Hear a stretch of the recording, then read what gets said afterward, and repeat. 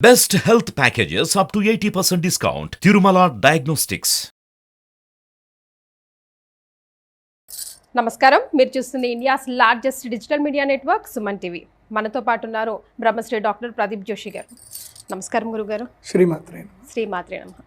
గురుగారు, ఈరోజు మనం కలవడానికి ఒక ఉద్దేశం, మన ముందుకు కొంతమంది మహిళా మనులు ఉన్నారు చూసారా, లక్ష్మీదేవి లాగా చక్కగా అలంకరించుకొని కూర్చున్నారు. ప్రతి ఒక్కరి మధ్యలో ఒక సందేహం, ధర్మ సందేహం, అది డైరెక్ట్గా మీ ద్వారా నివృత్తి చేసుకోవాలని ఇక్కడికి విచ్చేశారు గురుగారు. అయితే ప్రశ్న వారిదైనా సందేహం వారిదైనా మీరు చెప్పే సమాధానం చూసే సుమన్ టీవీ ప్రేక్షకులకి అందరికీ కోట్లాది మందికి ఉపయోగపడుతుంది. మరి ముందుగా మీ అందరికీ స్వాగతం అండి. నమస్కారం. ప్రదీప్ జోషి గురుగారు తెలియని వాళ్ళంటూ ఎవరు ఉండరు. సో గురుగారు ఎప్పుడు వస్తారా అని అందరూ చాలాసేపు నుంచి వెయిట్ చేస్తూ ఉన్నారు. ముందుగా మిమ్మల్ని మీరు పరిచయం చేసుకోండి, మీ ప్రశ్న ఏంటో చెప్పండి. నమస్కారం గురుగారు, నేను వాసవి. నేను కొండాపూర్ నుండి వచ్చాను. కొబ్బరికాయలు టెంకాయలు కొడతారు కదండి, కుళ్ళిపోయి వస్తుంటాయి. ఇప్పుడు మనం బాగా సీరియస్గా చేస్తుంటాం, పక్క వాళ్ళందరూ డిస్టర్బ్ చేస్తారు, ఏదో అయిపోతుంది అని. మాకు ఆ డౌట్ క్లియర్ ఎప్పుడు కాలేదు. దీన్ని శకున శాస్త్రం అంటారు. శకున శాస్త్రం ఉదాహరణకి మీరు కూరగాయలు కొనడానికి వెళ్తారు కదా, పుచ్చిపోయిన కూరగాయలు కొంటారా? మీరు కొనరు కదా. సో కూరగాయ కొనేటప్పుడు దాన్ని పరిశీలిస్తారు, దీనికి పుచ్చుందా ఏముందని ప్రతిదీ పరిశీలించి మరీ బుట్టలో వేస్తారు. లేని మాత్రం తీసుకోరు కదా, బాగాలేనివి తీసుకోరు కదా. అట్లాగే శకున శాస్త్రం ఒకటి ఏం చెప్తుంది అని అంటే, మనకి కొబ్బరికాయలు వస్తాయి కానీ కొబ్బరిది ఎట్లుండదు మనకు తెలియదు కదా. దాంట్లో బేసిక్ ఏంటంటే, అంటే మేము మా కొబ్బరికాయలు కొట్టి మాకు ఎక్స్పీరియన్స్ అయింది కాబట్టి, మేము ఆల్రెడీ గుళ్ళో పూజారులం కాబట్టి, కొబ్బరికాయ చేతిలో పట్టుకోగానే లైట్ వెయిట్ ఉంటుంది. ఒకవేళ లైట్ వెయిట్ ఉంది అని అంటే అది పాడైపోయిందని తీసి పక్కన పెట్టేయాలి. మనకు ఆ విచక్షణ లేదు, కొబ్బరికాయ కొట్టాం, ఎస్, కొబ్బరికాయ పుచ్చిపోయి వస్తే గనక అది ఒక విధంగా శకునం, మంచిది కాదు, ఏదో కీడు శంకిస్తుంది. ఎస్, అది నిజం, శకున శాస్త్రంలో చెప్తారు. కొబ్బరికాయ కానీ లేదంటే ఇప్పుడు ఉదాహరణకి కొన్ని మంచి పండ్లు ఉంటాయి, చూడ్డానికి బాగుంటాయి కానీ లోపల పుచ్చిపోయినవి ఉంటాయి. సో అలాగే ఇవి కూడా వస్తాయి కాబట్టి అది అనర్థం. కాబట్టి ఏం చేయాలంటే ఇమ్మీడియట్లీ దానికి ఈజీ సొల్యూషన్. శకునం అంటే మళ్ళీ ఎక్కడికి వెళ్ళిపోయి ఏం చేయొద్దు. అలా కొబ్బరికాయ వస్తే ఏం చేయాలంటే కొబ్బరికాయ పక్కన పెట్టాలి, చేతులు కడుక్కోవాలి. వనమాలి గదీశాంకి శంకీ చక్రీ చనందకి శ్రీమన్నారాయణో విష్ణుర్ వాసుదేవో భిరక్షతు. ఈ మంత్రాన్ని 3 సార్లు అనాలి. అంటే అయిపోయింది, దోషం పోయింది. ఇంకా అర్థం ఏంటి గురుగారు షార్ట్కట్గా? ఇది కరెక్ట్, ఇది క్వశ్చన్. ఎందుకోసం అంటే ఇందాక చెప్పే కదా, చర్చ్ లోపల ఒక పదాన్ని 10 సార్లు చెప్తారు, ఇది అడగాలి. వనమాలి అంటే ఎవరైతే గనక నిత్య యవ్వనమైనటువంటి పువ్వులని ధరిస్తాడో, గది అంటే గదను ధరించి ఉంటాడు, అంటే ధైర్యవంతుడై ఉంటాడు. శాంకి శబ్దమును పూరిస్తాడు, అంటే గట్టిగా మాట్లాడతాడు. శంఖమును పూరించడం అంటే గట్టిగా మాట్లాడడం, బెరుకు అనేది లేకపోవడం. ఓకే, అంటే భయపడితేనే కదా మనం ఎక్కడ లాస్ అయ్యేది, మోమాటం పెట్టుకుంటే కదా మనం లాస్ అయ్యేది. నేను అందుకోసమే నా కన్సల్టేషన్ ఫీజు ఎవరైనా వస్తారు కదా, ఫస్ట్ ఫీజు కట్టరండి అని చెప్తాను, మోమాట పెట్టుకోండి. పెద్ద రాజకీయ నాయకులు వస్తారు, ఎంపీలు వస్తారు, ఫీజు కట్టరండి. నేను ఎంపీనండి, అయితే నాకు పర్వాలేదండి, మీరు ఫీజు కట్టరండి, నాకు మోమాటం లేదు, నేను శంఖం, నేను ఏదైనా మోమాటం లేకుండా మాట్లాడతాను. శంఖం ఎట్లాగైతే నిరర్గళంగా వెళుతుందో అలా మనం ప్రవర్తించాలి. వనమాలి అంటే నిత్య యవ్వనంగా ఉండాలి. అంటే ఆయన ఎందుకు వేసుకుంటాడు పువ్వులు అంటే, నీ మనస్సు ఎప్పుడు కూడా చైతన్యంగా పెట్టుకోవాలి, అంటే దేనికి దిగాలు పడకూడదు, ఏది జరిగినా జరుగుతుంది చూద్దాంలే అని ధైర్యంగా ఉండాలి, నిత్య చైతన్యంగా ఉండాలి. అందుకోసం అమ్మవారికి ఏం పేరు చెప్తారు? చైతన్య కుసుమప్రియ. ఆమెకి ఏ పుష్పం అంటే ఇష్టమో చైతన్య కుసుమం అంటే ఇష్టం. చైతన్య కుసుమం అంటే ఏంది? మన మనస్సే, మన ధైర్యంగా మనం చిరునవ్వుతో ఏదైతే అమ్మవారిని పూజిస్తామో ఆ చైతన్య కుసుమం అమ్మవారికి ఇష్టం. కాబట్టి వనమాలి గది. గద అంటే ఏంది? బరువు. ఎంత బరువు అయినా ఎత్తుకోవడానికి నువ్వు సిద్ధంగా ఉండు, జీవితం సులభంగా పోతుంది అని మాత్రం అనుకోకు. అందుకోసం మనకి సిరివెన్నెల సీతారామ శాస్త్రి గారు, అంటే మా నాన్నగారు చనిపోయినప్పుడు నాకు చాలా విపరీత కష్టంలో ఉన్నాను నేను. అప్పుడు నాకు దేవుడో ఏమో తెలియదు కానీ సిరివెన్నెల సీతారామ శాస్త్రి గారు రాసిన పాట, ఇది సన్ ఆఫ్ సత్యమూర్తిలో, కష్టాలు ఎందుకు బరువుగా ఉంటాయి, నువ్వు వాటిని జీవితాంతం మోయలేవు కనుక బరువు అట్లాగే ఉంటాయని చెప్పేసాను. సో కన్నీళ్ళు ఎందుకు ఉప్పగుంటాయంటే తీపి ఉంటే వదలవు కనుక అని చెప్పేసాను. సో అలాగే జీవితంలో వనమాలి గది. గది అంటే ఏంది? గద. కష్టాలు వస్తాయి, దాన్ని నువ్వు యుద్ధం చేయడం నేర్చుకో. గద చాలా బరువుగా ఉంటుంది, నువ్వు యుద్ధం చేయడం నేర్చుకుంటే శత్రువులు రారు, నువ్వు దాన్ని అట్లాగే మోస్తూ ఉంటే నీకు బరువు అవుతుంది. సో దాన్ని తిప్పడం నేర్చుకో, అంటే సమస్యలతోటి నువ్వు ఎదుర్కోవడానికి నేర్చుకో. గది. శాంకి శంకి చక్రీ చనందకి. చక్రము అంటే సుదర్శన చక్రం ఉంటుంది, అంటే సుదర్శన చక్రం ఎట్లాగైతే 360 డిగ్రీస్ కంటిన్యూ తిరుగుతూ ఉంటుందో నీ చుట్టుపక్కల పరివాహక ప్రాంతాల్లో ఏమేమి జరుగుతున్నాయి వాటి పట్ల నువ్వు ఎప్పుడు అప్రమత్తంగా ఉండవు అని చెప్పడం. చక్రి శంఖీ చక్రీ చ నందకి, నందకి అంటే ఖడ్గం. ఖడ్గం అంటే ఎవరికి దేనికి సమాధానం చెప్పాలో దానికే సమాధానం చెప్పాలి. కర్రతోటి కొడితే కర్రతోటి సమాధానం చెప్పు, కత్తి పట్టుకొని వస్తే కత్తితోటి సమాధానం చెప్పు.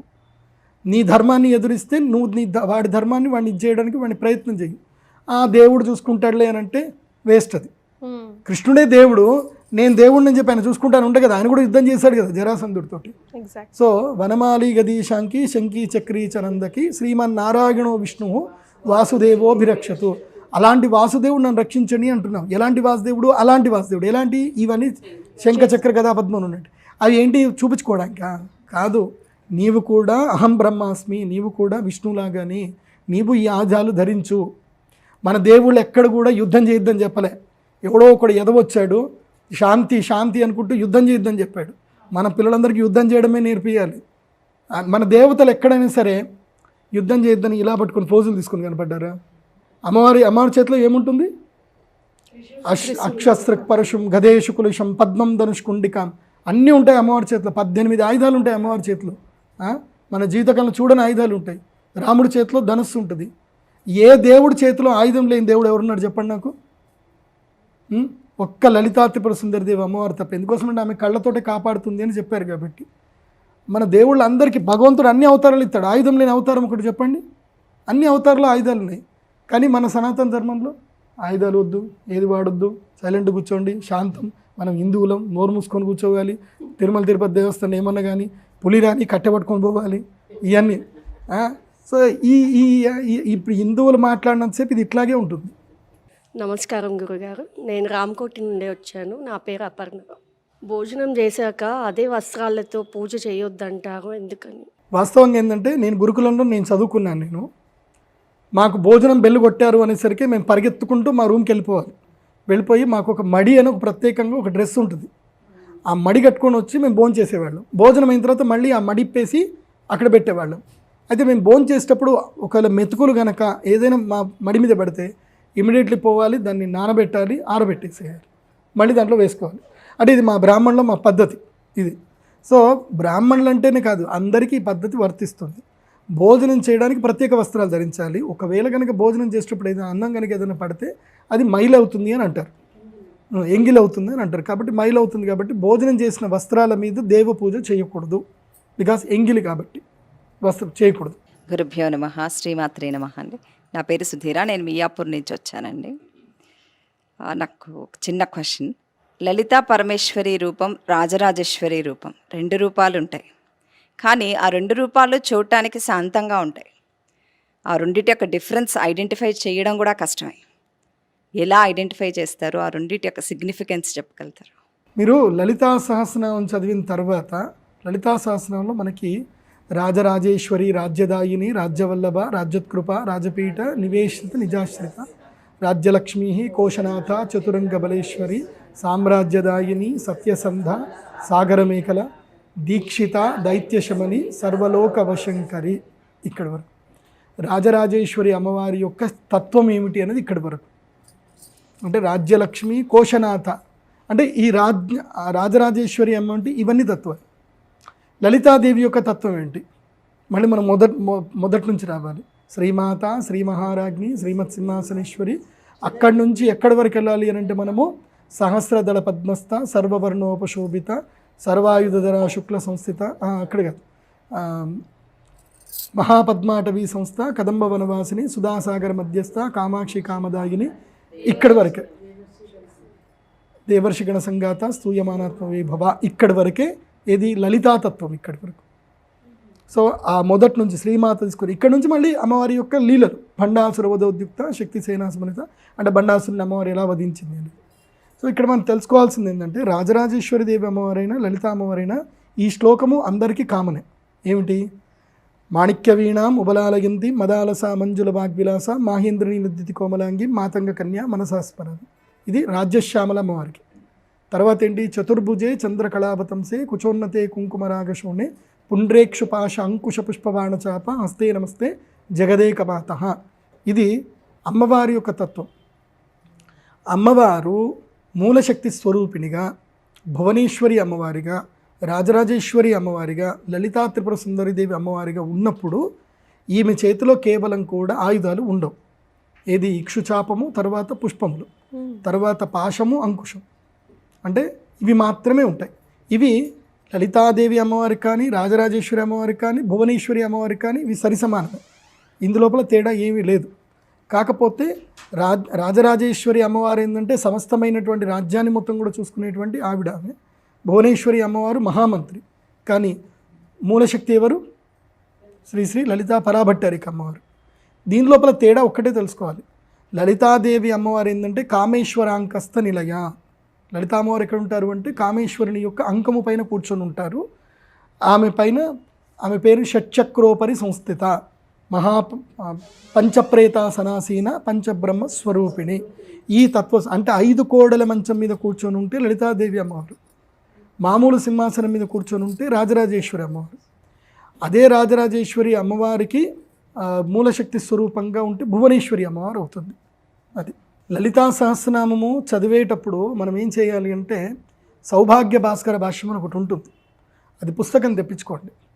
లలితా సహస్రనామం లోపల ఎక్కడెక్కడ మనకి ఆగాలి కొన్ని తెలుస్తాయి.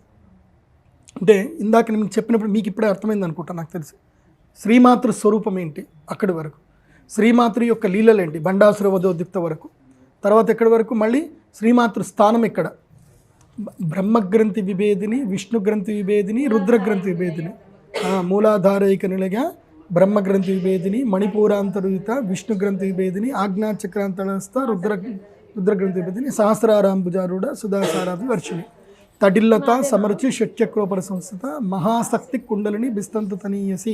ఇక్కడికే స్టాప్. ఇది ఏమిటి? కుండలిని శక్తి గురించి మనకి చెప్పడం. ఆ తర్వాత మళ్ళీ అమ్మవారి యొక్క వివిధ శక్తుల గురించి చెప్పడం. భవాని, భావనాగమ్య, భవారణ్య కుటారిక, మళ్ళీ మహాలక్ష్మి శక్తి, మహాయంత్ర, మహామంత్ర, మహాతంత్ర, మహాసన. సో ఇలా లలితా సహస్రనామాన్ని మనము డివైడ్ చేసుకుంటూ చదవగలిగితే ఆ శక్తి తత్వాన్ని అర్థం చేసుకుంటాం. కానీ ఇక్కడ ఒక చిన్న కిటుకు ఉంది. ఎప్పుడైతే లలితా సహస్రం యొక్క భాష్యాన్ని మనం అర్థం చేసుకుంటామో అప్పుడు మనకి లలితా సహస్రనామము మతిమరుపు వచ్చేస్తుంది, మనం కంటిన్యూ చదవలేము. ఎందుకోసం అంటే మన మైండ్ ఏంటంటే ఒక నామానికి అతుక్కుపోతుంది అనమాట. ఆ నామాన్ని పూర్తిగా చదివేసరికి ఈ నామానికి ఆ నామానికి మనకి ఆ ఫ్లో అనేది పోతుంది. అందుకోసమే గొప్ప గొప్ప మహాపండితులు లలితా సహస్రనామం కంటిన్యూ చదువుతారు. మీరు ఎక్కడైనా ఆపారనుకోండి రెండోది అందుకోరు. ఎందుకోసము అని అంటే వాళ్ళు దాంట్లో ఆ ట్రాన్స్లోకి వెళ్ళిపోతారనమాట, ఆ శక్తి తత్వానికి ట్రాన్స్లోకి వెళ్ళిపోతారు. ఇప్పుడు నేను లలితా సహస్రం చదివాను అనుకోండి, స్టార్ట్ చేస్తే ఎండింగ్ వరకు కంటిన్యూ 12 నిమిషాలు మొత్తం చెప్పేస్తా. మధ్యలో ఎక్కడైనా ఆపారా కథం మళ్ళీ మొదటికి రాదనుకోండి, చదువుతాము, కాకపోతే ఆ శక్తి తత్వంలో అక్కడ ఆగిపోతాం అనమాట. అమ్మ బాలగా చాలా డిఫరెంట్గా ఉంటారు. సో చిన్నప్పుడు అంటే బాలస్వరూపిణిగా కనిపిస్తారు, యవ్వనంలో లలితా పరమేశ్వరి, అండ్ తర్వాత రాజరాజేశ్వరి అవతారంలో వస్తారు. కాకపోతే మనం ఇప్పుడు ఎక్కడికి వెళ్ళి అడిగినా లలితా పరమేశ్వరి ఫోటో అడిగితే చాలామంది రాజరాజేశ్వరి ఫోటో ఇస్తారు. నేను అనేది ఏంటంటే మీరు ఇందాక బాలాది అన్నారు, లలితా సహస్రనామంలో నిత్య యవ్వన పేరుకి వస్తుంది. అమ్మవారు నిత్య యవ్వననే, అమ్మవారికి ఎక్కడ దోషాలు లేవు. కాకపోతే ఇది అభేదం పనికిరాదు. ఇప్పుడు గుర్తుపెట్టుకోండి, అమ్మవారి లోపల నేను రాజరాజేశ్వరి అమ్మవారిని పూజ చేస్తున్నా, లలితా అమ్మవారిని పూజ చేయట్లేదు అని అభేదం ఉండకూడదు. అభేదం అస్సలు భేదం చూపించకూడదు, అభేదమే. అమ్మవారు ఏ తత్వస్వరూపమైనా ఆమె అభేదమే. మీరు ఎల్లమ్మ పోచమ్మని పూజ చేయండి, ఆమె మూల పరాశక్తే. కరెక్ట్. అన్నీ వెళ్ళేది అక్కడికే, నదీనాం సాగరోగతి. సో ఎక్కడైనా అమ్మవారే, మనకి అమ్మవారే అమ్మ, అంతే. ఇంకంతకు మించి మనకు తేడా చూడకూడదు అక్కడ. చాలా సంతోషం గురుగారు.